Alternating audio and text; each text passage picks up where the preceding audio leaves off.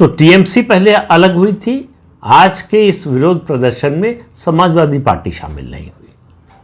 तो आप समझ लीजिए 37 सीटों वाली समाजवादी पार्टी और 27 सीटों वाली तृणमूल कांग्रेस, ये दो पार्टियां इस विरोध प्रदर्शन में जो राहुल गांधी के नेतृत्व में हो रहा था उसमें शामिल नहीं हुए। तृणमूल कांग्रेस के नेता हैं कीर्ति आज़ाद, पहले भारतीय जनता पार्टी में थे, पुराने क्रिकेटर हैं, आप जानते होंगे, नाम से परिचित होंगे।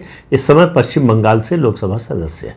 उन्होंने एक नई मांग उठा दी। उन्होंने कहा कि संसद में प्रतिपक्ष का नेतृत्व जो है, विपक्ष का नेतृत्व ममता बनर्जी को करना चाहिए।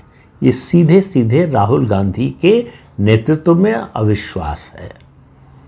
और लगातार इस तरह की खबरें आ रही कि इंडी अलायंस की पार्टीज राहुल गांधी के रवैये से, उनके कामकाज के तरीके से, जिन मुद्दों को वो उठाते हैं और जिस तरह से उठाते हैं उससे सहमत नहीं है, उससे सहज नहीं है। ये बात लगातार उठ रही है।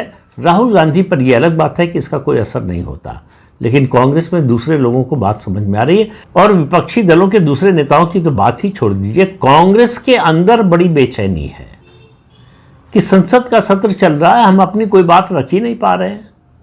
ये संसद की कार्रवाई में व्यवधान पैदा करके हमको आखिर हासिल क्या हो रहा है। और ये अडानी का ऐसा मुद्दा कौन है, उनको समझ में आ गया है।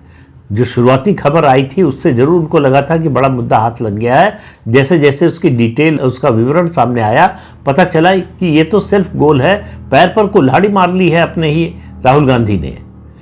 जिन 4 राज्यों पर यह आरोप है कि उनके अधिकारियों को रिश्वत दी नहीं गई, अमेरिकी कोर्ट ने ये नहीं कहा, अटॉर्नी ने ये नहीं कहा कि रिश्वत दी गई, रिश्वत की पेशकश की गई। आप कहीं मतलब उस रिश्वत देने की सोच रहे थे।